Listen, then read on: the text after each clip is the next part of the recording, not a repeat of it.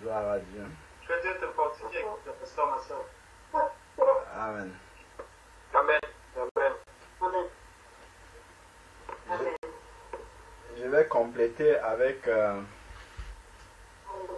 quelques versets qui sont des versets qu'on connaît bien dans la parole du Seigneur. Mais ma prière à l'intérieur de mon cœur, c'est vraiment que le Seigneur m'aide à prendre ces versets-là par la foi en toutes circonstances. Parce que si on arrive à ne pas quitter ces versets-là des yeux, à garder la foi dans ces versets, que c'est vrai pour nous, parce que le Seigneur le dit, la foi vient de ce qu'on entend vient de la parole de Dieu. Et Éphésiens chapitre 6, verset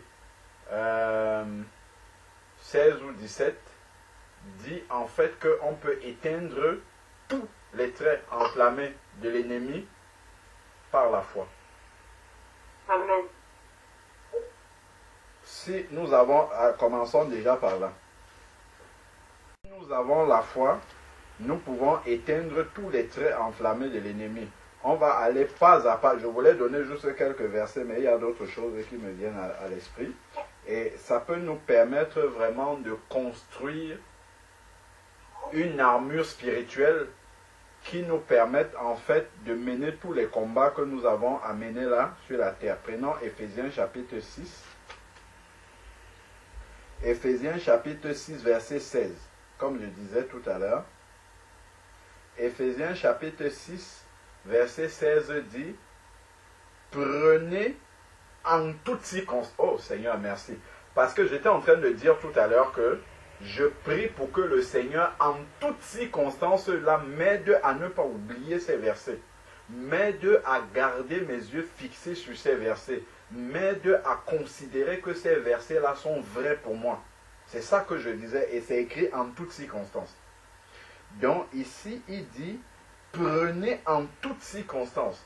Donc, cette arme spirituelle est là, à notre disposition. Maintenant, il faut la prendre, quelles que soient les circonstances.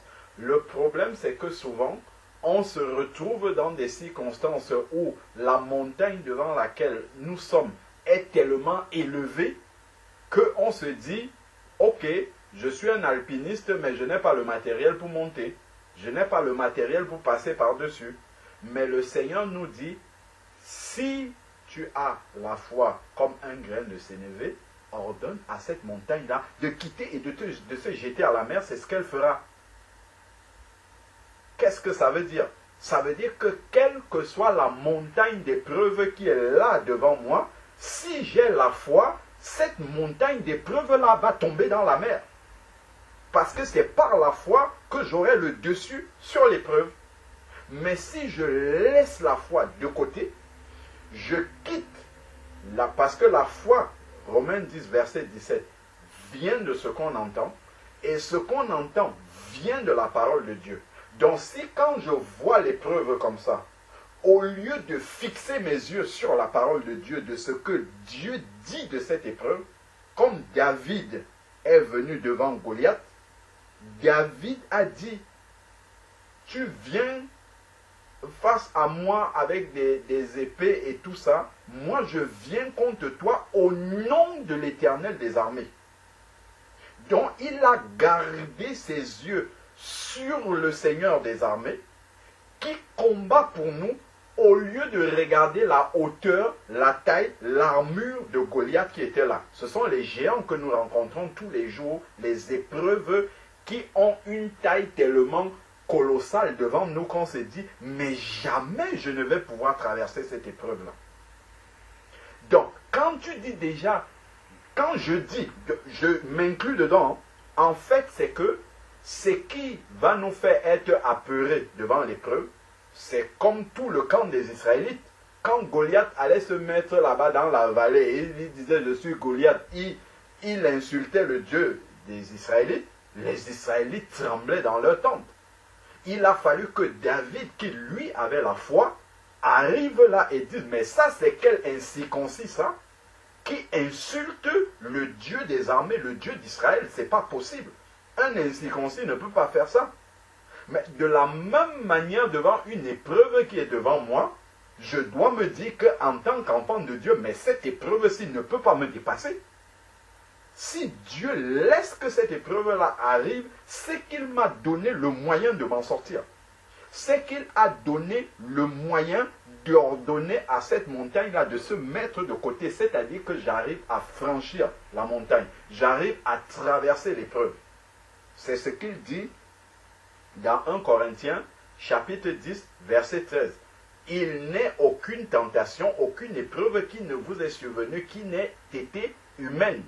Et Dieu lui-même est celui qui donne le moyen de s'en sortir. Comment est-ce que Dieu donne le moyen de s'en sortir? Parce qu'on a mis la foi dans sa parole. David, lui, il est venu, il n'a pas regardé comme les Israélites regardaient Goliath et costaud, il a des armes, il est... Non. Même Saül, tout le monde l'a découragé, tu n'es qu'un enfant, même ses propres frères, tout le monde a débattu, il va t'écraser, c'est pas possible. Même quand Goliath a vu David arriver, il s'est retourné vers les Israélites, il dit, mais vous vous moquez de moi, c'est qui que vous m'envoyez comme ça?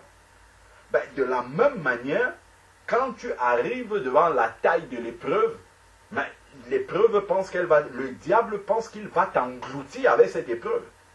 Parce que souvent, Dieu laisse peut-être le diable amener certaines choses parce que le Seigneur veut nous former, voir comment, mais le diable, lui, il est sûr qu'il va nous terrasser, comme dit Jean 10, que l'ennemi ne vient que pour égorger et tuer. Il ne sait pas que dans ce que Dieu lui a laissé faire là, il y a un périmètre que Dieu lui a défini.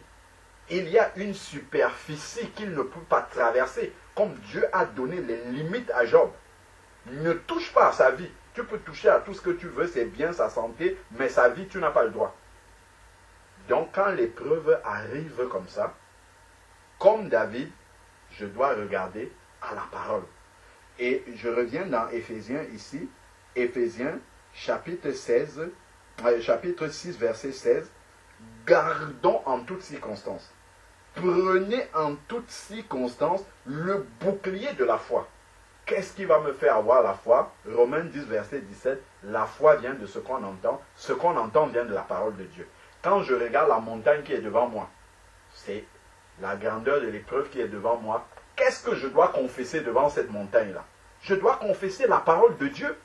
Je ne dois pas confesser ma petitesse devant l'épreuve. Je ne dois pas confesser que je suis désarmé devant cette épreuve. Je dois plutôt confesser ce que Dieu dit. Toi, la montagne qui est devant moi, si j'ai la foi, je t'ordonne, ôte. Je vais traverser. Ôte-toi et jette-toi dans la mer. Donc, cette épreuve-là, je vais pouvoir la surmonter, passer au-dessus et continuer le chemin. Donc, il dit ici, le bouclier de la foi, avec lequel vous pourrez éteindre, il ne dit pas certains, j'ai souligné là, il dit tous les traits enflammés du malin. Pas certains. Tous les traits enflammés du malin. Donc, toute occasion que le malin pourra orchestrer dans notre vie, ou pour nous décourager, ou pour nous désarmer, tout cela, c'est par la foi qu'on peut surmonter. Et avoir cette foi-là, c'est regarder ce que dit la parole de Dieu et attacher et croire ce que dit la parole de Dieu. C'est ça, la foi. Bon, maintenant que j'ai compris ceci, que c'est par la foi que je peux éteindre tous les traits enflammés de l'ennemi. Prenez en toutes circonstances. Qu'est-ce que je demande personnellement au Seigneur? De me remettre à la pensée en toutes circonstances et que mon cœur s'attache à ces paroles-là. Prenons Galates, chapitre 2, verset 20. Ça a été évoqué tout à l'heure. Galates, chapitre 2, verset 20. Galates, chapitre 2, verset 20 dit: je suis crucifié avec Christ. C'est-à-dire que moi, avec mes capacités naturelles, avec les talents naturels que j'ai, avec ma faiblesse naturelle, tout cela est crucifié. Donc, l'épreuve que je viens affronter là, je ne peux pas venir avec mes talents naturels, avec ma connaissance naturelle, avec mes efforts personnels. Tout cela a été crucifié déjà. C'est ça qu'il dit. Il dit, je suis crucifié avec Christ. Donc, tout ce qui était de mon apport personnel, de ma personne, c'est crucifié. Et ce n'est plus moi qui vis. Donc ce n'est plus moi qui agis. Ce n'est plus moi qui surmonte si c'est l'épreuve. Ce n'est plus moi qui suis là au contact. Il dit, ce n'est plus moi qui vis, c'est Christ qui vit en moi. C'est-à-dire que Christ, au-dedans de moi, est présent et voit l'épreuve qui est là. Et le problème quand je tremble devant l'épreuve, ça m'arrive aussi, mais j'ai compris en regardant ce que la parole, ce que je suis en train de partager avec vous, que la clé en fait de la victoire sur les épreuves, parce que ça commence d'abord dans la pensée, avant de se manifester pratiquement. Il faut que ma pensée soit armée. Et pour que ma pensée soit armée, il faut qu'elle soit fixée sur ce que la parole de Dieu dit. Il faut qu'elle soit calée sur ce que la parole de Dieu dit.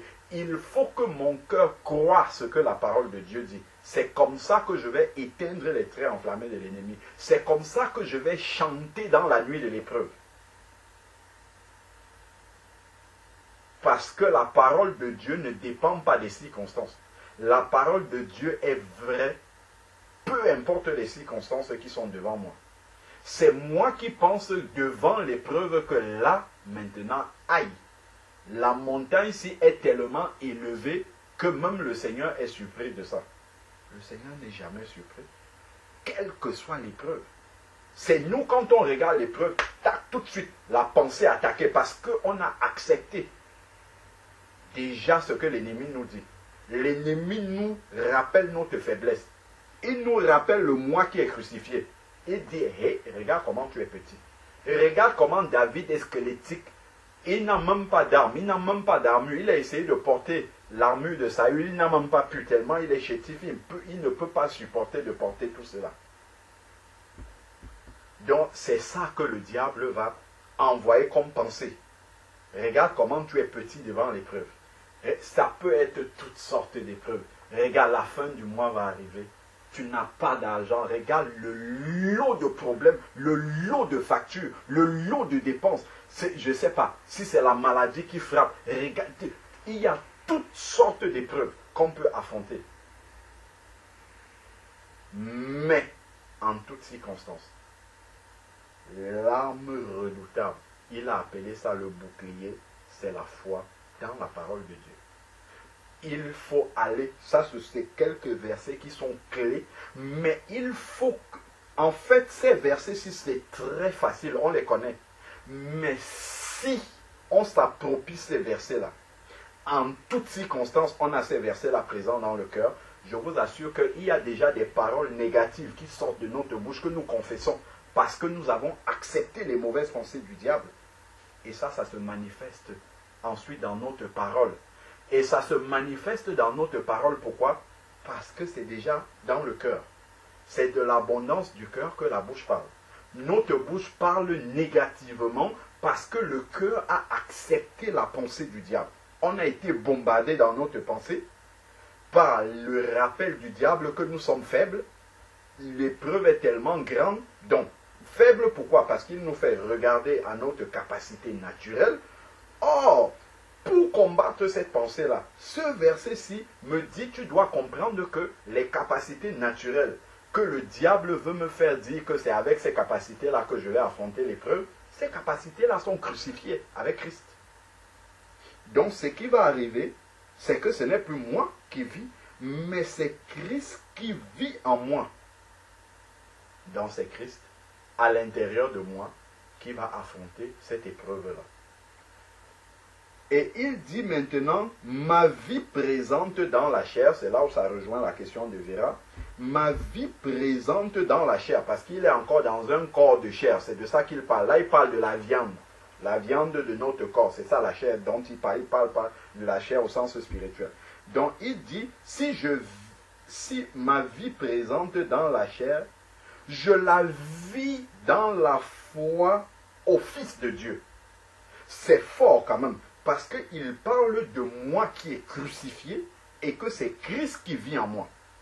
Mais ça, c'est quelque chose que je dois garder en permanence, en toutes circonstances, pour détruire les traits enflammés de l'ennemi. Je dois garder tout cela permanemment. En fait, c'est la perte de cette réalité-là qui nous amène à réagir encore avec nos talents, à réagir avec notre personne, alors que la parole de Dieu dit que cette personne-là est crucifiée.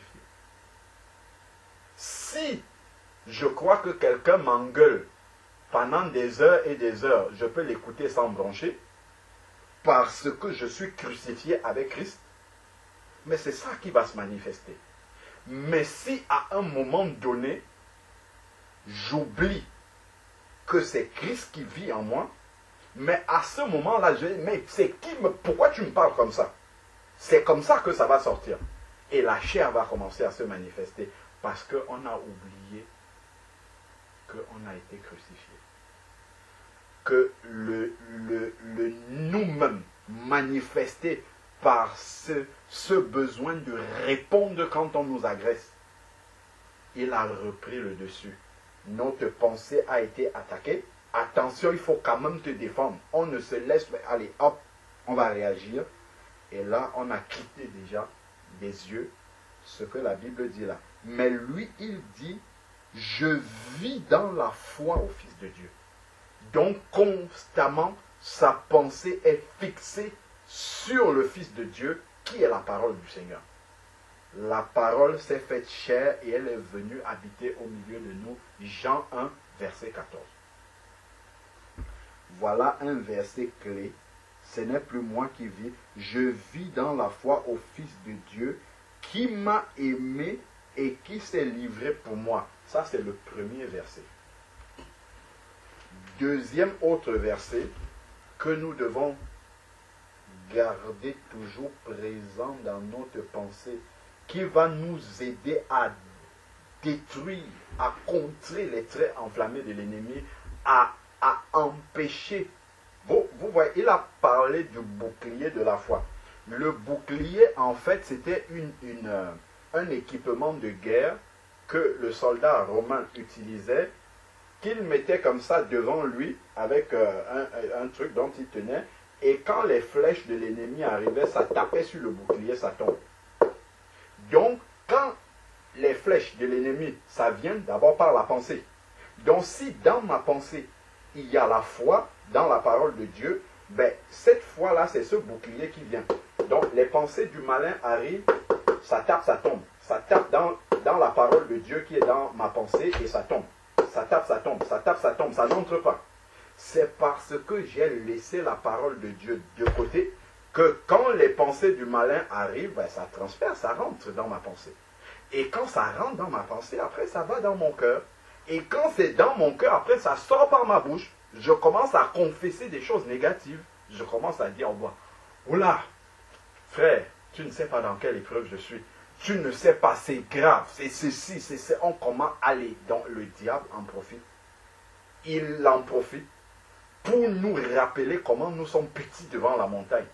Pour nous rappeler comment nous sommes David et que la montagne devant moi, l'épreuve, c'est Goliath. Je ne vais jamais pouvoir m'en sortir. Dès que j'accepte ça, je suis vaincu. Je suis vaincu. Dès que j'accepte ça, je suis vaincu. C'est là où le diable m'a gagné en fait. Pourquoi? Parce que ma pensée va conditionner la manière dont je vais réagir. Je vais réagir dans une situation de faiblesse.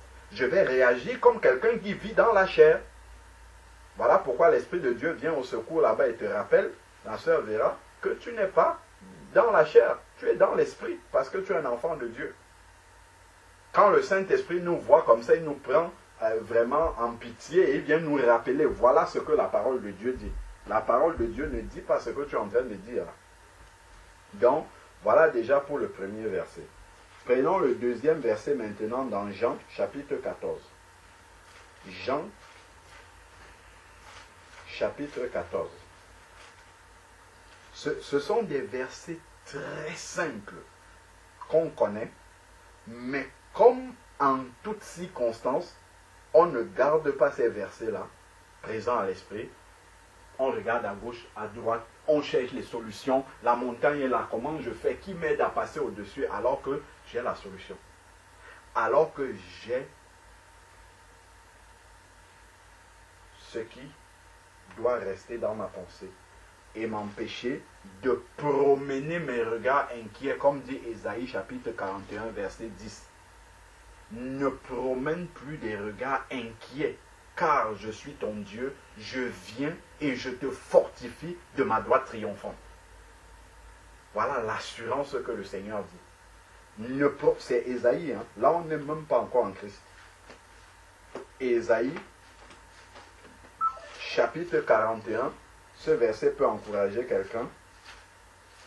Ésaïe chapitre 41, verset 10. Sois sans crainte, car je suis avec toi. C'est Dieu qui nous le dit. On va lire dans le Nouveau Testament comment il rappelle qu'il est avec nous. Sois sans crainte, car je suis avec toi. Ne promène pas des regards inquiets, car je suis ton Dieu. Pourquoi tu ne dois pas promener les regards inquiets? Parce que Christ est ton Dieu et il vit à l'intérieur de toi. L'Israélite, Dieu lui disait ça au temple et restait au temple. Mais là, le corps du chrétien est devenu le temple. Donc, il marche avec ce Dieu qui dit qu'il est avec lui. Quand je me déplace pour aller quelque part, j'amène avec moi la présence de Dieu qui est en moi. Je ne laisse pas Dieu chez moi dans ma Bible et je vais affronter les épreuves dehors. J'amène Dieu avec moi. Il est en moi. Il vit en moi. Et il vient avec moi là où je vais. Quel que soit ce qu'il y a de... Quel que soit ce que mes yeux voient, mes yeux charnels, mes yeux physiques, je dois me rappeler que ce que mes yeux physiques voient, spirituellement, il est là en moi, il voit aussi la même chose devant moi. Mais il ne panique pas. Regardons les disciples dans la barque. Quand la mer commence à s'agiter dans tous les sens, qu'est-ce que Jésus fait? Jésus est couché et Jésus dort dans la barque. Jésus ignore-t-il que le bateau est en train de boire de l'eau et qu'ils sont en train de couler? Pas du tout. Jésus est couché et il dort. Et quand ils viennent le réveiller parce qu'ils voient la tempête avec les yeux de la chair, et ils oublient que dans la barque, Jésus est là. Et c'est ça le problème que nous avons. Je dis moi le premier, c'est ça le problème que nous avons. C'est que ces versets-là qui sont écrits là, on oublie ces versets-là. Quand le problème arrive, je cherche d'abord la solution. C'est la solution qui, si je vois la lueur de la solution, c'est là où je me dis, ah oui, Dieu est là. Mais comme je ne vois pas la solution, c'est comme si Dieu n'était pas là. Mais je ne dois pas chercher à sentir Dieu, à avoir une sensation que Dieu est là. Je dois m'appuyer sur la parole de Dieu, c'est tout. Si Dieu dit qu'il est là avec moi, ben je dois croire. Je dois mettre ma foi dans ce que Dieu dit. Quelle que soit l'épreuve dans laquelle je suis embarqué. Le dénouement de cette épreuve-là concourra toujours à mon bien parce que la parole de Dieu dit dans Romains 8, verset 28, toutes choses concourent ensemble au bien de ceux qui aiment Dieu. Au final, cette épreuve-là va contribuer à mon bien d'une manière ou d'une autre. Je ne dois pas m'en inquiéter. Je ne dois pas m'interroger, passer le temps à me faire des neurones au cerveau par rapport à ça. Je dois croire simplement ce que Dieu dit. Et c'est ça qui me délivre de la crainte.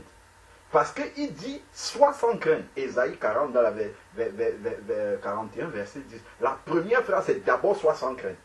Et pourquoi je dois être sans crainte et ne pas promener les... Parce que la crainte va m'entraîner à promener des regards inquiets, à m'inquiéter, à avoir peur. En réalité, être inquiet, c'est avoir peur. Pourquoi j'ai peur? Parce que je crois que je suis seul. Pourquoi j'ai peur? Parce que je compte sur mes talents, je compte sur mes aptitudes, je compte sur moi-même, je compte sur les solutions que j'ai sous le coude, les solutions qui sont là, que je vois que c'est avec ces solutions-là que je vais régler le problème. Mais je ne m'appuie pas sur Dieu. Celui qui est le rocher des ciels, je ne suis pas appuyé sur lui. Je vous assure que ce que je suis en train de vous dire là, ce n'est pas des choses que je vis déjà de manière pleine. Mais j'ai vraiment, par la grâce de Dieu, compris que la clé, en fait, d'une vie chrétienne victorieuse devant les épreuves, c'est ça la clé. Et on ne peut pas contourner ça, c'est ça la clé. La clé, c'est de mettre la foi dans ce que la parole de Dieu dit. Quelle que soit l'épreuve que je vois devant moi, je prie, Seigneur, aide-moi à ne pas oublier ta parole devant cette épreuve. Qu'à un moment donné, quand les vagues montent comme ça, comme les vagues montaient devant la barque des disciples, que je n'oublie pas que Jésus est couché là dans la barque. Jésus est là avec moi dans ma barque. Il est en moi dans ce qui est en train d'arriver. Il ne m'a pas oublié. Ne promène pas tes regards inquiets. Pourquoi? Parce que je suis ton Dieu. Je te fortifie. Je viens à ton secours. Je te soutiens de ma droite triomphante. La droite de Dieu, on sait que c'est Jésus-Christ. Et Jésus-Christ habite en nous. Très important. Donc, allons donc dans Jean 14 que j'étais en train de dire. Je nous assure que peut-être plusieurs fois dans la journée, nous devons repasser ces versets-là dans notre cœur. Repasser. Je suis crucifié, ce n'est plus moi qui vis. C'est Christ qui vit en moi. Ma vie présente dans la chair, c'est la foi au Fils de Dieu. C'est ça la vérité. C'est ça qui est la réalité de ma nouvelle vie en Christ. C'est ça qui est la réalité de ma nouvelle naissance. C'est ça qui change radicalement avec ma vie quand je ne connaissais pas Dieu. Quand je ne connaissais pas Dieu, je comptais sur moi, je comptais sur mes talents, je comptais sur mes aptitudes, je comptais sur mes potentialités, je comptais sur mon avoir. Maintenant, tout cela a été crucifié avec Christ, enterré lors de mon baptême. Maintenant, celui sur qui je compte est avec moi tous les jours et c'est Christ. Jean chapitre 14. Jean chapitre 14, il dit, si nous prenons à partir du verset 15,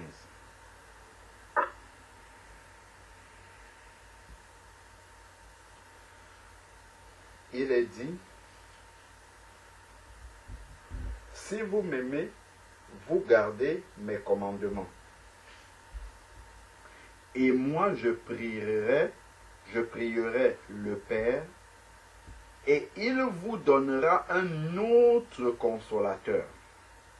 Regardons bien ce que Jésus est en train de promettre ici. Il vous donnera un autre consolateur qui soit éternellement avec vous. Ça, c'est fort d'abord, ça. C'est-à-dire que c'est vraiment un apport du Nouveau Testament, de la Nouvelle Alliance, autant pour moi. Avant l'Israélite, il allait au temple voir, rencontrer Dieu au travers des sacrificateurs. Et d'ailleurs, il ne le rencontrait pas. C'était les sacrificateurs qui lui apportaient ce que Dieu a dit. Lui n'avait pas accès à Dieu. Mais ici, il dit qu'il nous donne un consolateur qui sera éternellement avec. Donc, quand je suis face à une épreuve que je vois là, je regarde la faiblesse, ma faiblesse, je dois pouvoir comprendre que le consolateur là, s'il a dit qu'il sera éternellement avec moi, c'est qu'il est là déjà. Et il voit l'épreuve qui est, la montagne qui est là devant moi, il voit ça avec moi. Donc ensuite, maintenant, qu'il soit éternellement avec vous, le consolateur, c'est l'esprit de vérité que le monde ne peut pas recevoir. Donc, quand je ne connaissais pas Dieu, je n'avais pas ce consolateur-là avec moi. Donc j'avais raison de m'inquiéter. J'avais raison de paniquer. J'avais raison d'être dans le stress. J'avais raison d'avoir peur des lendemains. Mais ici, on me parle d'un consolateur qui est éternellement avec moi. Je dois me rappeler de ça en toutes circonstances. C'est ça qui fera grandir la foi et me permettra d'utiliser ma foi comme un bouclier. Donc ensuite, maintenant, il va dire l'esprit de vérité que le monde ne peut parce qu'il ne le voit pas et ne le connaît pas. Donc ça, le monde ne peut pas avoir ça en lui. Mais vous le connaîtrez parce qu'il demeure près de vous et qu'il sera en vous. L'esprit de vérité sera en nous. Il est en nous. Il n'est pas dehors, il vient de temps en temps. Comme on peut dire, Seigneur, voilà, nous te prions, nous t'invitons au milieu. On n'invite pas Dieu au milieu de nous. Quand nous venons au culte, Dieu est avec, il est en nous là, il vient avec nous au culte. Si je vais ailleurs, il va ailleurs avec moi. On n'a pas à l'inviter. Puisqu'il est là, déjà, il est en nous. Donc, ici, il est dit qu'il sera en nous. Donc, je dois prier pour que, en toutes circonstances, je n'oublie jamais que l'esprit de vérité, le consolateur, est en moi. Et Dieu dit, je ne vous laisserai pas orphelins, je viens vers vous. Donc le Seigneur revient vers nous par son esprit qui vient habiter en nous et il ne nous laisse pas orphelins. Le problème que nous avons, c'est que bien souvent, devant la taille des épreuves, devant la taille des circonstances, devant la longueur du désert que nous avons à traverser, bien souvent nous restons, nous regardons le désert, nous regardons la hauteur de la montagne et nous perdons de vue en fait que le consolateur, il est en nous. Celui qui peut te permettre de courir dans le désert là d'un bout à l'autre, il est en toi. Il n'est pas ailleurs, il est en toi. Il n'est pas dans le voisin qui va te donner une solution ou bien l'oncle. Il est en toi, celui qui va te permettre de traverser ça.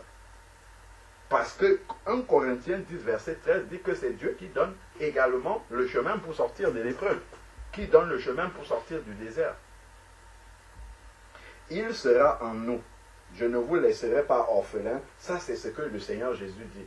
Et dans Matthieu 28, il va dire au verset 20, et voici, je suis avec vous tous les jours jusqu'à la fin du monde. Et ici, il confirme qu'il ne nous laissera pas orphelins. Donc, ça veut dire que dans n'importe quel désert que je traverse, devant n'importe quelle montagne que j'ai, Jésus est dans ma barque. Comme il était dans la barque des disciples au moment où les flots débordaient et que les disciples pensaient qu'ils allaient mourir. Donc ils avaient accepté la pensée de l'ennemi que là, tel que nous voyons les circonstances, il n'y a que la mort. La mort, c'est la seule issue possible. Ils avaient oublié que le prince de la vie était avec eux dans la barque. Ils confessaient la mort déjà.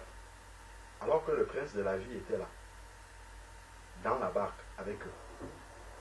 De la même manière, quand nous regardons les épreuves de notre vie, nous regardons les montagnes, nous regardons ce que nous devons affronter, nous disons, oula, là ça va être chaud, là ça va être difficile.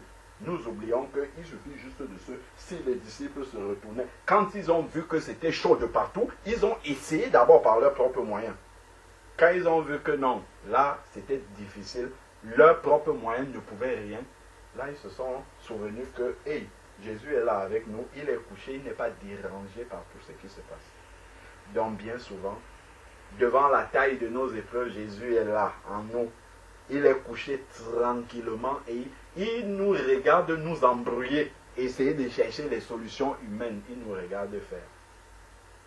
Et après un moment, quand on va prier, quand on va encore se mettre à l'écoute du Saint-Esprit, on va se souvenir qu'en fait, il est en nous. Ce sont les disciples qui sont venus parler à Jésus. Et Jésus va leur dire, homme de peu de foi, où est votre foi? Et là, il va se lever, il étend la main comme ça devant la mer. Il dit, calme-toi. Et la mer, les flots se calment. Ils sont étonnés. Ils disent, mais qui est celui-là à qui même la mer obéit? C'est lui qui habite en nous. C'est lui le créateur du monde. Colossiens nous le dit. Tout a été créé en lui et pour lui. C'est écrit Colossiens là. Celui qui habite en nous, c'est lui qui a tout créé. Regardons Colossiens. Colossiens, chapitre 1, verset 15, nous dit, il est l'image du Dieu invisible, le premier-né de toute la création, car tout a été créé dans les cieux et sur la terre. Tout a été créé dans les cieux et sur la terre, car en lui car en lui tout a été créé dans les cieux et sur la terre, ce qui est visible et ce qui est invisible. Les trônes, les souverainetés, les principautés, les pouvoirs, tout a été créé par lui et pour lui. C'est celui-là dont on parle là. C'est lui qui habite en nous. C'est lui que nous amenons partout, devant toutes nos circonstances, tous nos problèmes. Et ça, c'est une révélation. Si nous gardons ça vrai dans nos cœurs, en toutes circonstances, Dieu nous aide à poser les yeux là-dessus. Que là où je suis ici, celui qui vit en moi, déjà un Jean me dit qu'il est plus fort que celui qui est dans le monde, mais celui qui vit en moi, c'est lui qui a tout créé. Tout a été créé par lui, même ce qui est dans le ciel. N'en parlons pas de ce qui est sur la terre. Celui-là, il est avec moi, il est dans ma barque. Si réellement je me souviens de ça, est-ce que je vais paniquer, quelle que soit l'épreuve qui est devant moi? Ésaïe a dit, ne crains rien, car je suis avec toi. Qu'est-ce qui me fait craindre? C'est de penser que Dieu n'est pas avec moi. C'est d'accepter que Dieu n'est pas avec moi.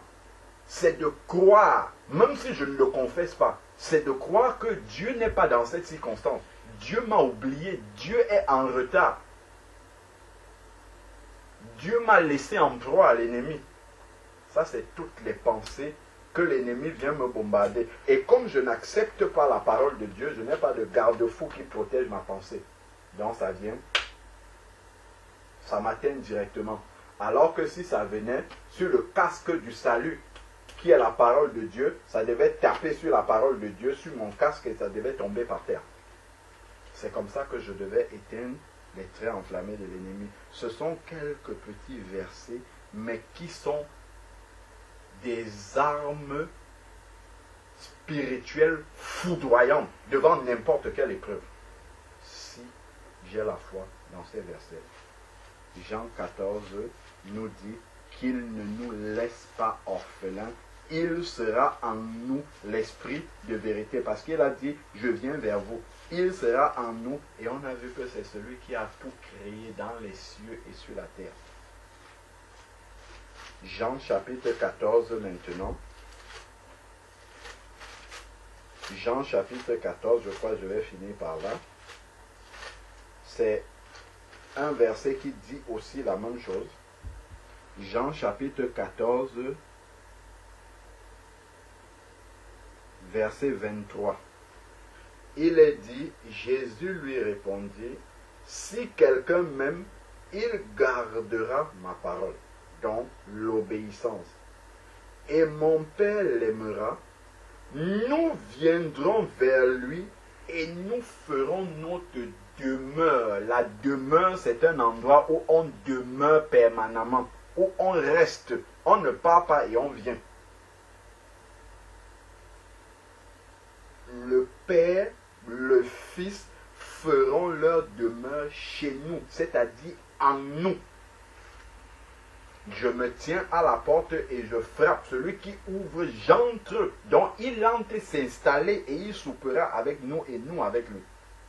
Donc ces versets-là, les quelques petits, ça a l'air très simple comme ça. Ces versets qu'on a lus, que le Seigneur est en nous, que le Seigneur ne nous laisse pas orphelins, qu'il est toujours avec nous, que nous ne devons pas promener nos regards inquiets, que nous ne devons pas craindre car il nous soutient de sa droite triomphante. Ce que j'ai à faire en toutes circonstances, comme me dit Éphésiens chapitre 6 verset 16, c'est que en toutes circonstances, je dois garder la foi dans ces versets-là. J'aurai la victoire sur n'importe quelle tempête, même si les flots montent comme ça. Si je regarde dans la barque, je vois Jésus, c'est bon. Je ne panique pas comme les disciples. Je dis Jésus est là. Si ça doit chavirer, ça va chavirer avec Jésus dedans. Et on verra bien ce que ça va donner. Mais si Jésus est là dedans, je suis convaincu qu'il ne laissera pas le bateau chavirer. Donc je n'ai même pas à m'inquiéter sur ce qu'il adviendra du bateau, parce que c'est lui qui est dedans qui va décider. Donc, comme on notait les versets, notons aussi 1 Corinthiens 10 verset 13. 1 Corinthiens chapitre 10 verset 13. C'est là que je vais m'arrêter. 1 Corinthiens 10 verset 13, parce que j'avais cité et on ne l'a pas noté. 1 Corinthiens 10 verset 13. Si on peut le noter comme ça, ça sera complet. 1 Corinthiens 10 verset 13 dit: aucune tentation ne nous est survenue qui n'ait été humaine. C'est-à-dire qu'aucune tentation ne nous est survenue qui n'ait été supportable. Alors que nous vivons encore physiquement dans ce corps-ci. Qu'est-ce que ça veut dire?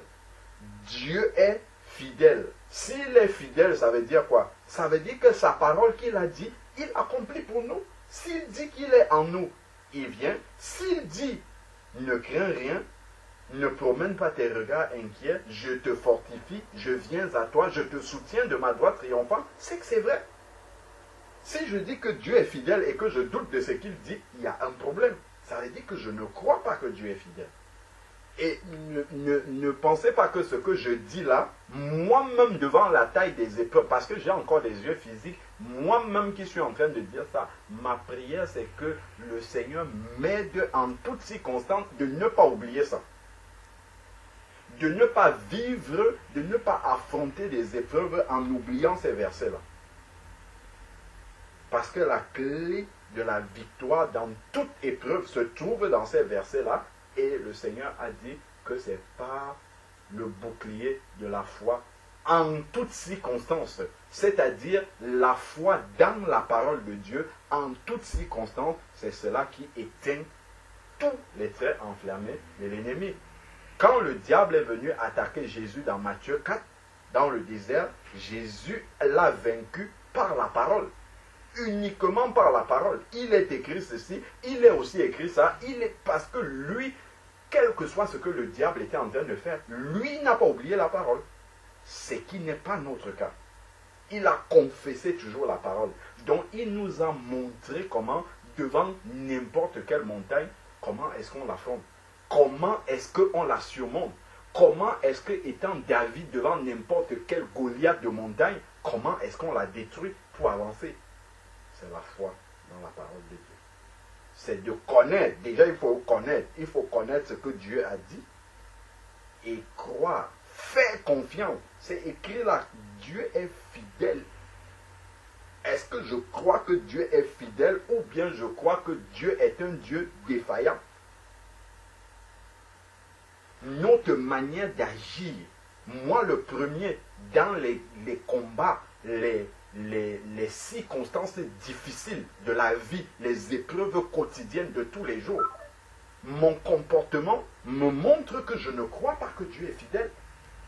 Mon comportement devant l'épreuve, la sensation que j'ai à l'intérieur, me porte à croire que Dieu n'est pas fidèle, que Dieu n'accomplit pas ce qu'il dit, que Dieu peut être surpris. C'est ça qui produit la crainte dans mon cœur. C'est ça qui produit l'inquiétude devant les circonstances. Et ce sont des choses même qui maintenant même m'ont déjà me poussent à prendre du temps, même de jeûne devant le Seigneur, juste pour dire Seigneur, ne permets pas que telle épreuve que je vois, juste que ma pensée soit attaquée par ça. Je reste devant toi à prier pour que mes yeux restent centrés sur ce que ta parole dit et non ce que j'entends les hommes dire. Prends un temps de jeûne, de rester comme ça devant le Seigneur, juste pour que cette parole-là s'imprime. Et on doit rester, on doit répéter, parce que chaque nouvelle montagne, chaque nouvelle épreuve, chaque nouvelle tempête, quand on voit arriver, c'est d'abord les yeux physiques qui analysent ça. Les yeux physiques analysent avec l'homme rationnel, l'homme humain, l'homme cartésien, l'homme charnel. C'est lui qui analyse d'abord ça. Et malheureusement, nous acceptons les conclusions de son analyse. Ah là, ça va être difficile. Ah là, ça va être compliqué. Ah là, ça va être insurmontable. Ah là, ça va être ceci. Ah là, ça va être ça. Jésus, quand le diable vient, il ne dit pas là, ça, il dit, il est écrit ceci. Il est aussi écrit ceci. Parce qu'il est la parole vivante. Non seulement il avait la parole en lui, mais il est la parole. Donc il donnait cette parole-là et il nous a montré le modèle du combat spirituel par excellence. Il nous a montré le modèle pour éteindre les trains enflammés de l'ennemi. C'est de confesser la parole et de ne pas douter. De dire Dieu a dit ça. Dieu a dit qu'il fait ça dans telle circonstance. Même si mes deux yeux ne voient pas encore la manifestation de l'intervention de Dieu, la manifestation de la présence de Dieu, je n'ai pas besoin de sentir que Dieu est avec moi. C'est écrit qu'il ne me laissera pas orphelin. C'est suffisant.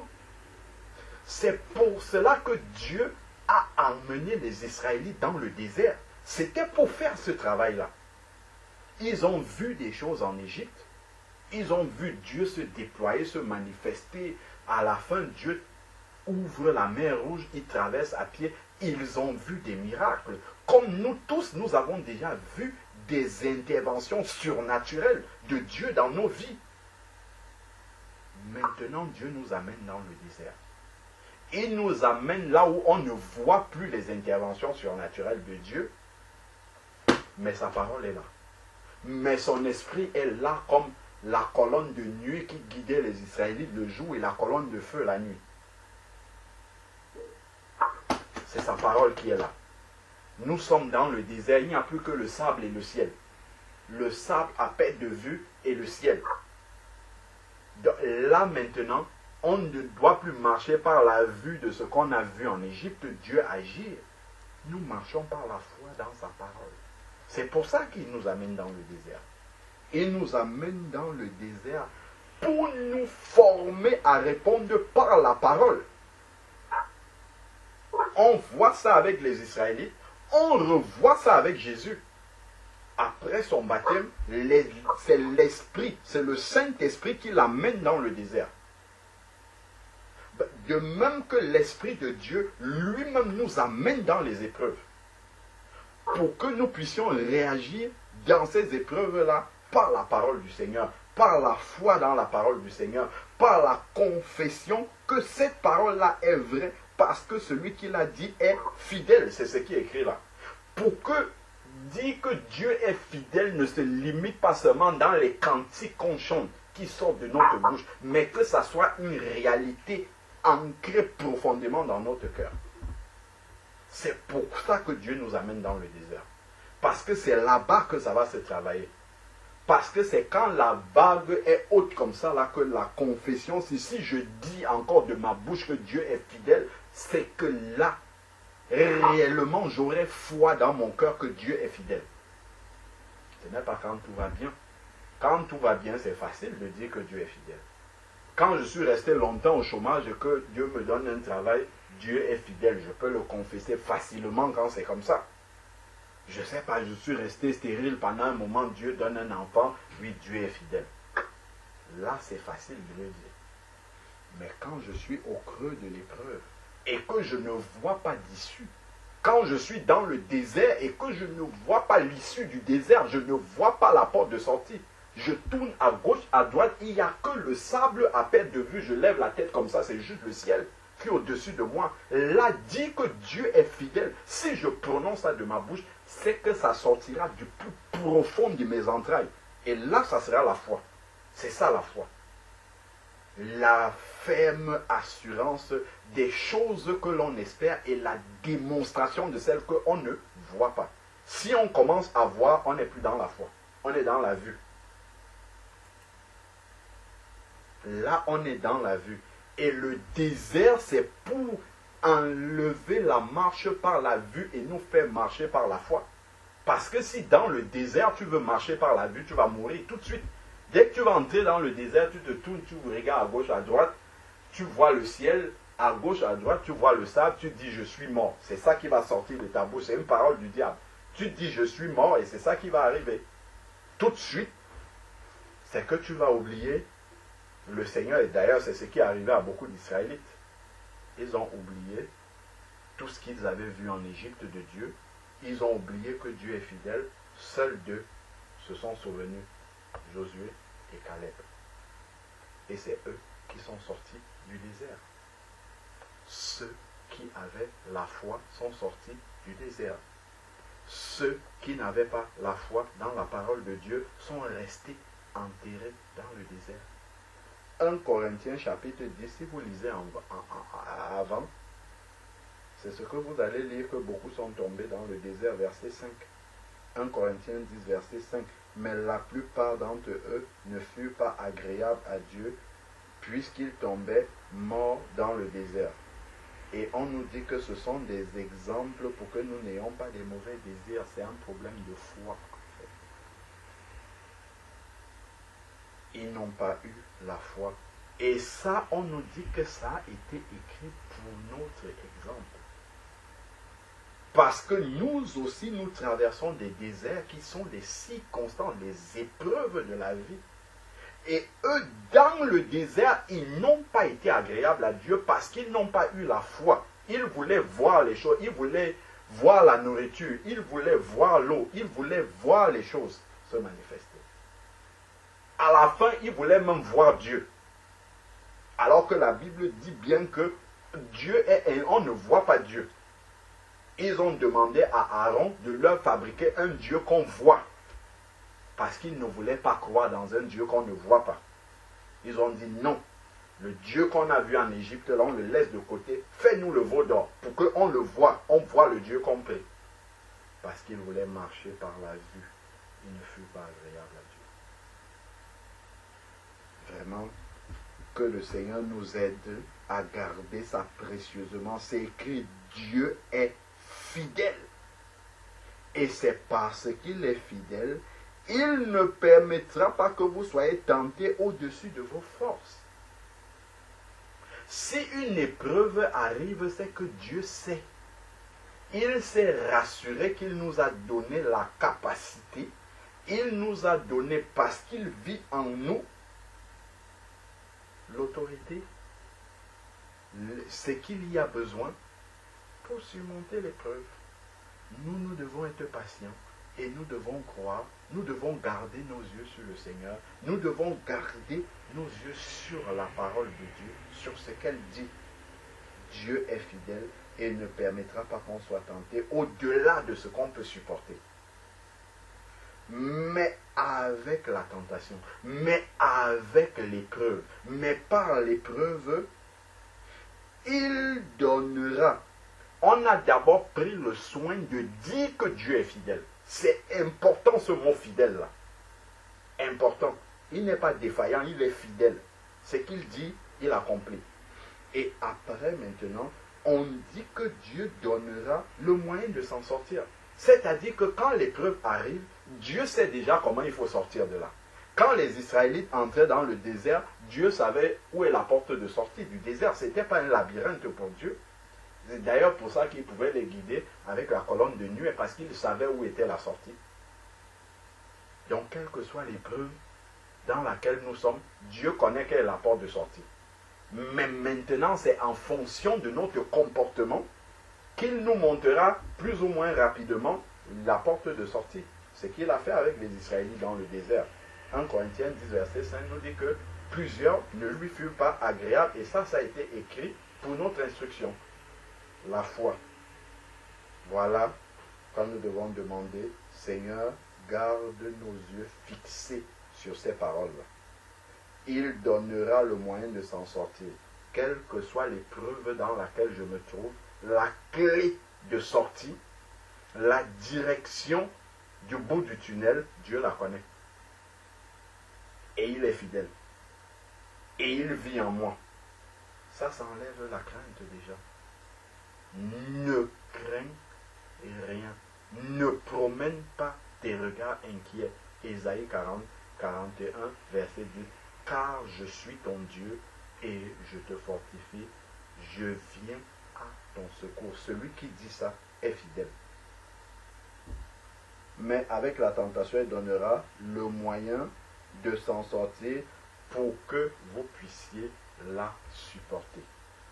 Vraiment que le Seigneur nous aide à prendre ces paroles-là par la foi, mais à garder tous ces versets que nous avons lus dans notre cœur, et que Dieu nous aide dans toutes les circonstances, dans tous les déserts qu'on peut traverser, devant toutes les montagnes que l'on aura, devant toutes les tempêtes qui s'élèveront dans nos vies.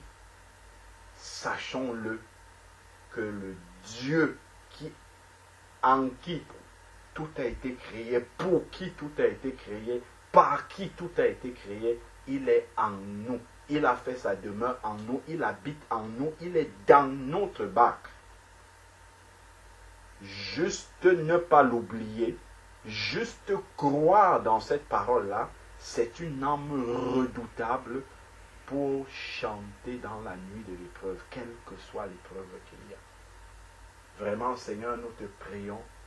Je te prie pour moi, Seigneur Père, dans la bouche duquel tu as mis cette parole, parce que tu es en train de m'instruire là-dessus. Ça fait un moment maintenant. Père, je te prie vraiment que ces quelques versets-là puissent s'imprimer profondément dans mon cœur. Seigneur, tu vois combien de fois, devant les montagnes, devant les déserts, devant les circonstances difficiles, devant les tempêtes, Seigneur, bien souvent, je te quitte des yeux, je quitte ta parole des yeux, j'oublie que tu habites en moi, je réagis rapidement, alors que je dois rester calme et garder mes yeux posés sur toi, afin que tu agisses parce que tu es fidèle. Et c'est toi qui donnes le moyen de sortir de toute épreuve. Et c'est toi qui permets, parce que c'est toi qui as transporté Jésus par ton esprit dans le désert. C'est toi qui nous transportes dans les épreuves par ton esprit. Père, nous parlons bien sûr des épreuves que nous n'avons pas provoquées par notre désobéissance. Nous parlons des épreuves que tu as permis dans nos vies, qui ne sont pas les conséquences de nos mauvais agissements, mais les épreuves que tu permets pour nous former, dans lesquelles ton esprit nous introduit. Père, rappelle-nous en toutes circonstances ces versets que tu es avec nous, que ce n'est plus nous qui vivons, mais que c'est toi qui vis en nous, Seigneur Père. Et que nous avons été crucifiés avec nos capacités, avec nos solutions humaines, avec nos raisonnements cartésiens, que tout cela a été englouti dans la mort par le baptême, Seigneur Père. Et que maintenant, nous vivons dans la foi au Fils de Dieu. Père, que cela puisse ne pas être théorique seulement, mais être vrai, pratique dans nos vies. afin que nous puissions aussi exhorter les autres, non pas simplement par des versets théoriques que nous leur lisons dans la parole de Dieu, mais que nous puissions les exhorter par l'expérience de notre propre vie, comment nous avons expérimenté ces versets-là, comment nous les avons vécus, comment nous avons remporté des victoires par la foi dans ta parole, dans ces versets que nous avons lus. Père, que nous puissions être des instruments pour relever ceux qui sont découragés, pour aider ceux qui sont chargés de fardeaux à pouvoir s'en sortir, à pouvoir garder la foi, à pouvoir garder l'espérance, à pouvoir garder l'espoir, à pouvoir croire que tu es fidèle, à savoir que là où les hommes sont limités, n'ont plus de solution. Père, c'est là que tu interviens, car tout a été créé par toi. Là où la médecine n'a plus de solution, Père, c'est là que tu interviens, que nos yeux soient sur ta parole, Seigneur Dieu, que nous n'acceptons pas les paroles des hommes, que nous n'acceptons pas, quelle que soit l'intelligence des hommes, que nous ne prenons pas les paroles des êtres humains comme étant des paroles vraies pour nos vies, mais que seule ta parole soit la vérité. Père, si c'est un employeur qui nous dit non pour quelque chose, pour un travail, pour quoi que ce soit, si c'est un médecin qui dit que nous avons une maladie incurable, Père, que nous sachions que c'est toi, c'est en toi que tout a été créé, et que c'est par ta parole que tu amènes à l'existence même les choses qui n'existent pas. Père, que ça soit vrai dans nos vies, Seigneur Père. Que cela ne soit pas que des versets que nous disons dans la Bible, que nous lisons, mais qui ne sont pas vrais, Seigneur Père, dans nos vies. Seigneur, ce n'est pas parce que tu n'es pas fidèle, c'est parce que nous n'avons pas la foi dans ce que nous lisons, Seigneur Père. Viens au secours de notre incrédulité. Père, nous te demandons pardon, pardon, Seigneur Père, car nous sommes tellement médiocres dans la foi, Seigneur Père. Les versets que nous lisons sont pourtant simples à comprendre. Même un enfant peut comprendre ces versets-là. Père, mais nous sommes tellement loin de cette réalité.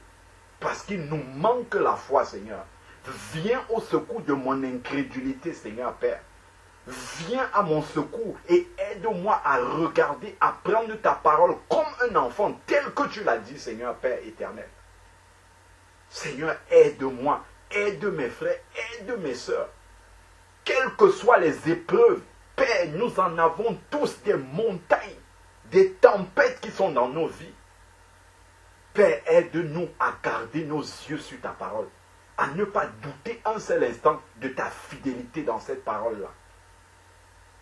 Père, afin que nous puissions être différents dans l'épreuve que ceux qui ne te connaissent pas, Père. Que nous ne puissions pas promener les regards inquiets dans l'épreuve comme ceux qui ne te connaissent pas. Que nous ne puissions pas craindre comme ceux qui ne te connaissent pas. Mais que cette parole-là, qui dit que tu nous fortifies, que tu nous soutiens de ta droite triomphante, que tu es